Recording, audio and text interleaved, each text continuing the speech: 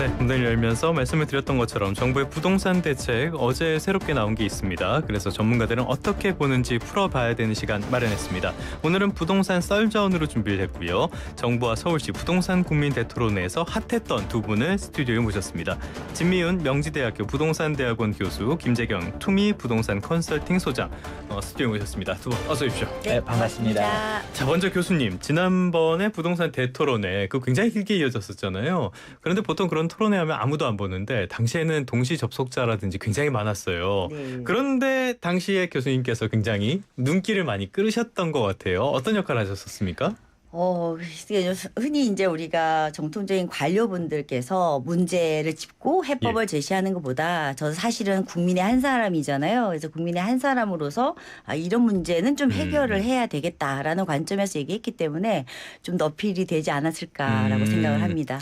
알겠습니다. 교수님께서는 어떤 대안 같은 것들, 문제점들을 지적을 해주셨고, 그런데 자극성으로 따지면 소장님께서 더 앞섰던 것 같아요. 소장님께서 이 발언으로 굉장히 회자가 많이 되셨습니다. 21세기 고려장. 서울시 부동산 대토론회에서 그 세제 개편 이 문제를 두고 현대판 고려장이라고 말씀을 하셨는데 어떤 의미를 담아서 하셨던 말씀입니까? 일단은 사실 대통령께서 주관했었던 이제 부동산 대토론회 때는 아직 8.3 세제 개편안이 나오기 전이었는데 예. 이제 그 뒤로 세제 개편안을 보고서 이제 서울시 토론에서 했었던 얘기인데요. 그러니까 이게 좀 충격적이었습니다. 오늘 세제 개편안 내용이 메인이 아니니까 짧게만 요약하자면 이제 초과 주택에는 규제가 있었었고요. 네. 그리고 거주와 비거주에 대한 구분, 네. 그리고 종부세에 대한 공격들이 있습니다. 근데 사실 좀 가장 개인적으로는 비합리적을 생각했던 것 중 하나가 문재인 정부 당시에도 다주택자를 공격하긴 했었어도 고령자를 공격하지 않았었어요. 정확하게는 장기 보유한 실소유자들을 이제 공격하지 않았는데 종합부동산세율을 높인 것까지는 제가 이해한다 치더라도 이게 오랫동안 보유한 사람들에 대해서도 이제 공제에 대한 한도를 신설합니다. 네네. 그래서 기존에는 예를 들어 80% 공제를 받을 수 있었다. 그럼 예를 들어 종합부동산세가 5천만 원이 부과된다 하더라도 80만 원 공제 받으면 1,000만 원만 납부하면 되는데 그렇죠. 이거를 이제 600만 원까지만 해주겠다. 그러면 이제 실제적으로 5천이 부과되면 4,400만 원이 그대로 다 부과가 되는 거죠. 아무래도 은퇴한 어르신들 입장에서는 이걸 부담할 수가 없는데 근데 여기에서 마지막이 약간 하이라이트인데 그럼 이제 어르신들 입장에 어떻게 해요? 라는 얘기가 나올 텐데 바로 다음 장표에서 수도권 65세 이상 어르신들이 지방으로 떠나면 세제 혜택 주겠다. 그러니까 팔고 가라. 그러니까 부동산 커뮤니티에서 이거 21세기 고려자 아니냐라는 얘기들이 있었던 거를 그 자리에서 전달한 건데 아무래도 토론회 자리에서 그런 얘기까지 나오니까 좀 언론에서 많이들 이제 눈여겨본 것 같습니다. 이제 고려장으로 낙인 찍히신 겁니다. 이제. 그러면 좀 곤란한데. 알겠습니다. 그렇다면 오늘은 세제 개편안 얘기보다는 어제 나온 공급대책 중심으로 말씀을 드리려고 하는데요. 아무래도 전반적인 이재명 정부의 부동산 정책 기조에 대한 이야기도 빠질 수는 없을 것 같습니다. 자, 어제 97 공급대책 그리고 129 공급대책 여기에 이어서 세 번째, 네 번째 이렇게 볼 수 있는 공급대책이 또 한 번 나왔어요. 제가 교수님도 오시면 항상 이거 여쭤보는데 학점 얼마나 주실래요? 저는 그래도 한 85점 정도는. 그럼 B뿔 A? 네, B뿔에 해당하죠. 85 이상이면. 근데 이제 저는 사실 이번 대책의 이 특징이라고 하면 추가적인 물량을 얼마를 더 공급하겠다 이런 차원이 아니라 이제 기존에 작년부터 97 대책하고 올해도 1, 2구 대책에서 어디 후보지와 발표를 했어요. 작년에 135만 원을 하겠다고 했고. 근데 사실은 이제 이게 근 청사진이잖아요. 그렇죠. 이거 우리가 앞으로 이런 방향이야라고 얘기를 했는데 그럼 어떻게 어디를 무엇을 개선을 해서라는 게 없었잖아요. 그러니까 그때가 우리가 이제 물량적인 공급이다. 라고 보면 사실 이번 대책은 기술적인 공급이에요. 자, 그러면 인허가는 했는데 자, 이제 우리가 착공을 머뭇하고 있는 사업장이 많은 거죠. 그래서 사실은 토론회 때의 포인트도 지금 뭔가 인허가 물량이 확 준 건 아니거든요. 근데 인허가에 비해서 착공 실적이 굉장히 둔화가 됐습니다. 그러니까 이게 실제 액션까지 이어지는 게 너무 안 좋다. 그래서 지금 약간 착공을 할까 말까 하는 그 경계선상에 있으신 이런 부분들을 좀 더 금융의 힘으로 빨리 더 조기 착공이 아니라 이제 착공이 가능할 수 있는 여건을 이제 만들어주는 거고요. 사실은 어떤 정부가 관리한다 이걸 좀 떠나서 좀 더 밀착적인 공정관리 차원에서 이제 컨트롤 타워가 생겼죠. 옛날에는 컨트롤 타워가 없어 부처별로 했던 거를 이번에는 총리가 주관을 해서 이제 이렇게 신속 공급에 대한 전반적인 거를 금융 세제를 다 아우르겠다라고 네. 하는 강력한 의지인데 네. 사실은 뭐 우리가 흔히 의지만으로는 되지 않잖아요. 역시나 공급은 시장이거든요. 네. 시장 변동성 때문에 지금 공급이 안 되는 건데 그럼 우리가 뭐 이런 정책으로 시장의 변동성을 줄일 수 있느냐? 그런 건 아니잖아요. 예. 그래서 이제 일단은 뭐 두고는 보고 우리가 어제 나온 대책을 가지고 오늘 효과가 있다 없다라고 얘기하는 거는 조금 정부에 대한 얘기는 아닌 것 같고요. 다만 이제 인허가 물량은 결코 작지는 않기 때문에 과연 이것이 착공으로 갔는지에 대해서 좀 따져봐야 되겠죠. 네. 근데 저는 이번에 뭐 가장 큰 거라고 하면은 재개발 재건축에 대한 또 규제가 좀 많이 완화됐고요. 예. 어제 오세훈 시장도 말씀하셨지만 재개발 재건축에 대한 것이 많이 포함이 돼도 환영한다. 다만 이제 조합원 지위 양도라든지 한계는 있지만 그럼에도 불구하고 이런 도심의 공급을 여전히 강조하고 있다는 점에서는 어쨌든 노력은 하고 있지만 조금 시간은 걸린다 네. 이런 메시지를 주셨던 것 같아요. 네. 그럼 빗불은 아니지 않나요? 아니 그래서 저는 막 알겠습니다. 그럼 네네. 예, 소장님은 100점 만점에 몇 점? 원래는 예. 빵점을 주고 싶은데 예. 아까 교수님 얘기하셨던 것처럼 예. 재개발 재건축에서는 생각보다 유의미한 게 정말 많이 담겼어요. 네. 그래서 그 정비사업 활성화 측면에서 30점 드리겠습니다. 30점. 그렇다면은 그 교수님께서는 금융 쪽을 좀 더 집중을 하셨고 네. 소장님은 어느 부분에 조금 더 초점이 맞춰졌습니까? 일단은 두 가지를 나눠야 될 것 같아요. 예. 일단은 사실 재개발 재건축 쪽에서는 정말 이 업계에서 긍정적으로 생각하는 사항들이 원래는 기대도 안 했었다가 갑자기 포함돼가지고 진짜 유의미하게 보고 있는데 일단 정비 사업 쪽을 배제하고서 보게 되면 그냥 한마디로 이제 업계에서 어떤 얘기가 나오냐 공급 없는 공급 대책이라는 얘기가 나옵니다. 왜 이런 평가가 나오냐면 사실 이제 국토교통부 보도자료 50페이지가 넘어가요. 저희 읽는데 1시간 걸렸습니다. 80페이지 넘는 것 같던데? 그게 금융 쪽까지 맞아. 다 하면 예. 이제 그러면 페이지가 더 늘어나는데 금융위까지 예. 하면 근데 국토부 자료를 보면 근데 거의 절반 가까이가 약간 느낌이 개인적인 생각은 예. 거의 보고서에 가깝다. 그러니까 예. 이거에 대통령께 이제 보고를 올려야 되는데 우리 이렇게 열심히 한 게 있어요. 라는 거를 국토교통부에서 이렇게 노력한 게 있으니까 좀 알아봐 달라라는 느낌이 좀 강했습니다. 뭐냐면 사실 이게 국토교통부가 일을 안 했다는 얘기 아니에요. 말 그대로 교수님께서 얘기했던 것처럼 이게 신규 택지는 이미 예전에 기 발표하는 게 너무 많습니다. 근데 속도를 못 내고 있잖아요. 네. 그렇다 보니까 이 제도 개선에 대한 부분들은 분명 유의미한 게 맞습니다. 근데 사실 그거는 뭐 노력을 안 했던 건 아니지만 국민들이 기대했었던 건 특히 8.3 세제 개편안으로 부동산 시장이 막 혼란스럽고 위견도 별로 이제 막 국민적인 네네네. 분노들도 있는데 이러한 타이밍에 발표가 되었을 때는 뭔가 좀 획기적인 게 있지 않았을까? 특히 세제 개편안도 엄청나게 이슈가 됐으니까 뭔가 이번에도 강력한 게 나올 거라는 기대감이 있었었다가 나오니까 그래서 저 계속 넘겨보면서 그래서 물량이 어디야? 라고 보니까 강서구의 1,000세대, 남양주의 2만 세대 네. 이래 버리니까 이게 끝이야? 보니까 7만 세대는 나중에 발표. 이렇게 결론이 나서 사람들이 뭐지 뭔가 찐빵은 나왔는데 안에 안고가 없네. 약간 이런 느낌들이 좀 강했다. 약간 여담인데요. 저희 어제 보도국에서도 방송 계획을 다 잡아놨었어요. 어디 가서 중계를 하고 어디 가서 중계를 하고 막상 자료가 나왔는데 하나도 안 들어가 있는 거예요. 그래서 이 방송 계획을 뒤집어야 되네 말아야 되네 저희도 고민이 굉장히 컸습니다. 그 정도로 좀 예상과는 달랐던 그런 공급 대책이라고도 볼 수가 있을 것 같은데요. 자, 좀 교수님께서는 금융정책에 조금 더 집중을 하고 계시지만은 어찌됐건 이 숫자가 나왔기 때문에 이 부분도 무시하고 갈 수는 없을 것 같습니다. 23만 플러스 알파인데요. 요 물량은 착시가 좀 있는 것 같아요. 그렇죠. 이게 사실은 이미 135만 호가 발표가 됐고 근데 그 안에 다시 좀 들어가 있는 거죠. 추가적인 거는 이제 어제 발표했던 신규 택지 2만 7천 그래서 이렇게 3개 지고 그다음에 한 7만 3천은 이제 후보지는 이따가 발표를 하겠다라고 네네. 얘기를 했고요.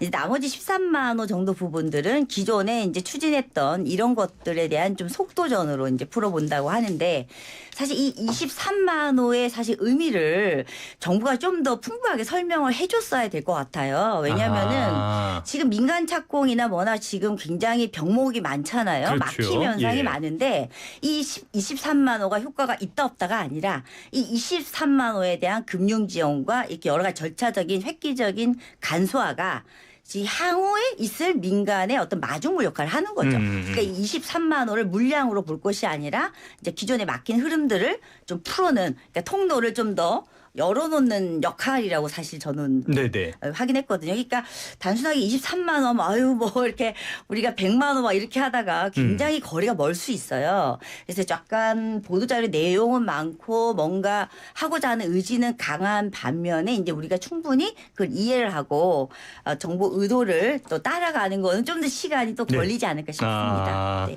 이 또 기자들 얘기를 하자면요. 기자들은 앞에 전단이 막 이렇게 긴 자료가 나오면은 별 내용 없구나 이렇게 약간 선입견을 가지고 들어가는 경향도 있는데 예, 뭐 여기까지만 하도록 하겠습니다. 자, 말씀하신 것처럼 서울은 1000가구에 그쳐서 좀 아쉽다 이라는 평가가 나올 법하고요. 수도권 나머지 남양주라든지 이런 부분 광주 들어갔는데 좀 외곽이기도 하고요. 그럼 남양주 같은 경우에는 이렇게 되면 공급 과잉으로 가는 것이 아니냐 이런 분석도 있고 이게 공급 승부처가 될 수 있을까요? 이제 오히려 정말 예리한 질문을 해주셨는데 남양주 분들은 벌써부터 난리 났습니다. 아, 그래요? 네. 바로 반응이 있습니까? 네. 안 그래도 지금 남양주는 공급도 많고 집값도 아직 회복 못한 곳들도 있는데 지금 또 막 대표적으로 그래도 남양주도 워낙 넓어서 지금 가격이 회복하고 괜찮은 데들도 있지만 대표적으로 예를 들어 덕소 같은 경우는 아직도 사실 이전 가격대를 갖다 회복 못했었거든요. 그런 상황 속에서 갑자기 대규모 신규 택지를 이렇게 또 발표하겠다라고 해버리니까 아니 우리 지역 집값만 잡는 거지 서울이랑은 전혀 상관없고 왜 애꿎은 우리 동네들만 괴롭히느냐라는 말들이 또 나오죠. 그러니까 물론 이게 일단이 있습니다. 그렇게 따지고 들어가면 공급 못해요.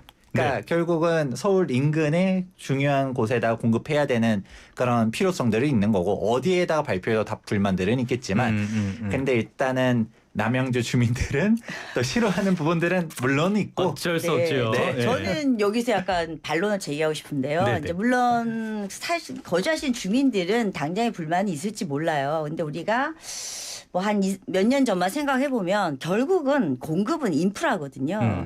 물론 우리 과거의 남양주 하남을 한번 생각을 해보세요. 굉장히 우리가 외곽지에 굉장히 지금은 다산, 별내, 그죠? 네. 남양주가 진짜 서울보다 더 좋더라고요. 저는 가보니까 다산 신도시에 카페촌도 잘 되고 그러니까 살긴 좋아요. 네. 저는 그래서 당장 뭐 물량이 들어서 내 집값 떨어져서 싫다가 아니라요. 계속 우리 자식들 생각하면 여기 공급이 많이 되고 서울보다 더 좋은 곳이 된다면 더 할 나위 없는 거죠. 당장 나한테 도움이 안 된다고도 틀렸어. 이런 건 아니거든요. 그래서 저는 좀 더 미래를 본다면 남양주와 하남은 정말 인천에 버금갈 만하게 클 수 있는 인천? 그렇죠. 인천보다 이게 서해안에 인천이 있다면 이제 이쪽 동해 쪽은 크게 이제 대표 도시가 없었잖아요. 그래서 광주, 하남, 또 북쪽으로 남양주 이런 부분들이 우리가 GTX 라인이 또 깔리고 하면은 상당히 경쟁력 있는 주거지가 될 거라고 생각합니다. 자, 그러면 지역에 대한 이야기는 여기까지 하고요. 정부의 이야기 나오는 걸 보면은 집 못 지어서 미쳤냐라는 말을 할 정도로 마른 수건 짜듯이 공급을 하겠다. 요즘 정부의 말을 보면 닥치고 뭐 미친 이런 얘기들이 자꾸 들어가는 걸 보면은 조금 표현이 많이 강해진 것 같기는 해요. 자, 그런데요. 속도전을 강조를 하고 있는데 이런 나머지 부지들 쭉 보면은 2030년까지 착공을 하겠다는 겁니다. 그러면 이게 계획대로 간다고 해도 시간에 이 중간에 좀 비는 시간이 생겨요. 그래서 지금의 어떤 이 불안감을 잠재울 수 있을까라는 걱정이 있거든요. 어떻게 보십니까? 사실 그럴 수밖에 없는 게 지금 이제 공급 물량들을 살펴보게 되면 서울 같은 경우는 2026년도에 이미 반토막이 났습니다. 네. 그러니까 2025년도까지만 하더라도 그래서 서울 아파트 입주 물량들이 좀 되었었는데 26년도 오니까 그러니까 정부 통계 기준으로는 아직 2만 세대가 넘어간다라고는 하지만 사실 민간 통계로는 이제 1만 건대 중반이거든요. 근데 이게 뭐 이게 우리가 임대주택도 포함하냐, 뭐 청년 안심주택 넣냐 마냐 이런 것들은 차치한다 하더라도 예. 그냥 팩트는 2026년도 1000세대가 넘어가는 대단지가 딱 4개밖에 없었습니다. 아. 그렇다 보니까 요즘 입주장이란 말들도 없고 전월세가 다 올라가는 게 예를 들어 가장 최근에는 저기 둔촌주공 재건축 올림픽파크 포리온 입주할 때만 하더라도 전월세가 한꺼번에 쏟아지면서 그 일대 이제 임대차 시장 가격을 안정시키는 효과가 있었는데 그렇죠. 예. 지금은 어디 뭐 갑자기 대규모 입주가 나와요 이런 얘기가 전혀 보도로 안 되어오고 있죠. 실제 현장도 그렇습니다. 지금 오히려 전월세는 없다는 얘기들만 나오고 있는데 이게 물론 이제 씨앗을 뿌려야 되는 측면이긴 해요. 왜냐하면 그렇다고 해서 단기적인 대책으로만 급급할 수는 없는 거고 중장기적인 예를 들어 이번에 그래도 제가 30점 드렸었던 게 이제 정비 사업에 대한 규제 완화들이 있었거든요. 네. 이런 부분들은 이제 중장기적인 플랜으로 보는 거고 근데 이게 당장 닥친 이유는 사실 이제 박원순 전 서울시장 10년 동안 재개발 재건축을 갖다가 많이들 박살냈습니다. 거의 400개 가까이를 이제 정비 사업들을 해제한 여파가 이제 오는 거고요. 그러니까 그러면 사실 좀 어느 정도 인정할 건 인정해야 된다고 생각합니다. 사실 당분간에 이제 공급이 없다라는 거는 맞는데 네. 하지만 이거는 어쩔 수 없죠. 왜냐하면 우리가 타임머신 타고 되돌아가서 이건 방법이 없죠, 이거는. 돌아갈 수는 없으니까 그러면 최소한 앞으로 이렇게 좀 유효한 공급들을 열심히 하겠다라고 밝히는 거는 그거는 정부가 할 역할이라고 봅니다. 하지만 사실 이번에 사람들이 기대했었던 바에는 많이 못 미친다라고 생각하는데 그럼 우리가 좀 받을 수 있게끔 그럼 우리가 금융 같은 경우도 그러니까 풀어줘서 우리가 결국은 그럼 집을 사야 되는데 지금 8.3 세제 개편의 핵심이 다들 실거주하라는 거잖아요. 네. 다주택자는 팔고 실거주해라. 근데 팔라고는 하지만 살 수 있는 방법들은 다 막아놨습니다. 그러니까 비거주 이제 비아파트에 대한 뭔가 일시적인 그것도 조금 풀어준 건 있긴 하지만 일반적으로 사람들이 생각하는 거는 이제 서울의 아파트거든요. 예, 예. 근데 이런 부분들은 다들 차단돼 있다 보니까 별로 공급도 뭔가 대규모 우리가 체감될 만한 내용도 없고 예. 그렇다고 집을 살 수 있는 내용도 없고 그렇다 보니까 좀 사실 당장의 집값 안정에는 사람들이 생각하는 인식차가 많이 괴리가 있긴 합니다. 많이 아쉬워하시는 말씀 들어봤는데 조금 전에 정비사업 말씀을 해주셨어요. 그런데 이번에는 재건축, 재개발, 정비사업 이런 것들을 지원하는 내용도 들어갔잖아요. 이주비 대출 개선이라든지 뭐 여러 가지 내용들이 있는데 이 정도로 충분합니까? 충분하지는 않겠지만 예. 또 이제 말씀드렸다시피 우리가 뭐 동의율도 75에서 70으로 낮춰줬는데 그럼 뭐 5% 효과 있어 이렇게 여쭤볼지도 몰라요. 근데 보통 뭐 동의율이 72, 73, 74 였던 단지는 예. 굉장히 도움이 되잖아요. 보통 그러니까 이게 75인데 70 넘고 못 가고 이런 그렇죠. 경우들이 꽤 있었나 보네요. 굉장히 많죠. 그러니까 예, 예. 결국 다 이게 지금 이제 경계선 우리가 엣지라 그러잖아요. 네. 엣지 정치라고도 하는데 사실 뭐 저소득층도 아니고 중산층도 아닌 애매한 층. 이걸 하자니 그렇고 안 하자니 어정쩡한 상태가 우리가 계속 지금 불확실 때문에 연장이 계속 되고 있는 상황이잖아요.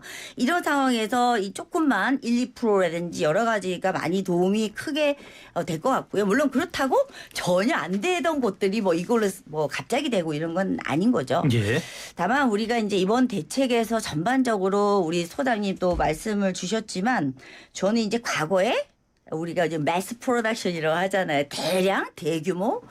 우리가 앞으로의 그럼 성장 모델 과거처럼 그런 대량 대단지 이거 가능할까라는 점에서 저는 앞으로 그러니까 혹시 다른 국가들의 주택 공급 대책도 사실은 뭐 이런 우리와 별반 다르지 않아요. 그 얘기가 이 과거에 이미 다 성숙을 해서 더 이상 가용지라든지 뭔가 이제 사실 없는 단계에서 할 수 있는 당근과 채찍을 마련해야 되잖아요. 예. 다만 이제 국민들께서도 저는 우리가 예전에 달리던 이런 성장 가도의 모델 이런 식에는 한계가 있다라는 거 우리가 3기 신도시 많이 느끼잖아요. 아니 뭐 일기 신도시, 노태우 일기 신도시 이거 안 되잖아요 이제. 그건 다 보고 있으니까. 네, 그래서 조금 방식도 바꾸지만 결국은 이제 도심하면은 이제 재개발 재건축으로 돌아와서 예. 우리가 이제 재생을 하고 새 옷을 갈아입어야 되는 이제 도시의 시대를 맞이한 거예요. 그래서 정부도 전향적으로 사실 우리가 뭐 새로운 택지 이거 찾아 떠나는 것도 좋지만 있는 집에 대해서 결국 삶의 질이잖아요. 네네. 내가 더 나은 환경에서 좀 더 누리고 싶은 그런 욕구가 충족이 돼야 되기 때문에 물론 획기적인 뭐 규제 개선 자체가 그걸 바꾸지는 못했지만 의지가 있고 꾸려왔던 사업장에서는 이 조그만한 어떤 규제 완화나 이런 거 역시도 아주 단비가 될 것으로 생각이 듭니다. 알겠습니다. 정비 사업에 대해서 긍정적인 일부 긍정적인 평가를 해주셨는데 지금 앞서도 계속 말씀을 해주셨어요. 세제 개편안이 8월 3일에 나오고 나서 시장의 혼란이 굉장히 커졌거든요. 자, 그런데 이 혼란스러운 와중에서 종합대책, 공급대책이 이번에 나왔단 말이죠. 그런데 지금 같은 여러 가지 상황들을 고려했을 때 이게 서울 집값의 안정화를 이끌어올 수 있을 것인가, 조금 더 넓게 봐서 수도권 집값의 안정화가 될 것인가, 이 부분에 있어서는 물음표가 많을 것 같아요. 일단 소장님은 아까 어느 정도 답을 주셨는데 일단 조금만 더 첨언을 해주실까요? 그렇죠. 지금 당장 집값이 문제인데 이거 어떻게 하느냐라는 얘기에 대해서 이번 공급 대책에 대해서 기대한 바들이 있었었는데 근데 사실 이제 집값 안정보다 전 더 심각한 게 이제 임대차 시장이라고 생각해요. 그렇죠. 왜냐하면 사실 부동산 가격 같은 경우는 어쨌든 간에 사실 공급만으로는 이제 중장기적인 이제 안정을 위한 플랜이지 직접적인 수요 억제는 이미 8.3 세제 개편안에서 나왔단 말이에요. 네. 그러니까 이게 워낙 강력하게 나왔는데 이제 국토교통부 입장에서도 할 수 있는 운시는 폭은 제약이 있을 거라 생각합니다. 그런데 저는 조금 기대했었던 거는 사실 이제 전월세 시장에 이제 답이 안 나오기 시작할 것 같다. 뭐냐면 세제 개편안에서 다들 실거주하라고 해요. 네.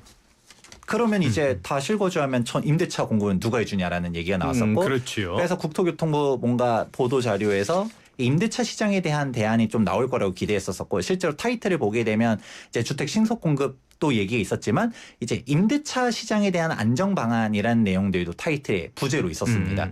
근데 정작 임대차 시장 안정에 대한 게 다 빠져 있어서 내용은 그랬죠. 네. 그러니까 공급도 물론 중요하지만 그러면 이제 당장 가을 이사철부터 닥쳐올 임대차 시장의 혼란이 오히려 매매 시장을 불안정하게 할 것 같다라는 게 가장 우려스러운 부분입니다. 알겠습니다. 이거 나오고 나서 시장의 불안을 해결하기엔 너무 멀기도 하고 당장 서울시랑 충돌하기도 하고 하면서 불안감이 커졌는데 상대적으로 교수님은 조금 긍정적으로 평가를 해주셨어요.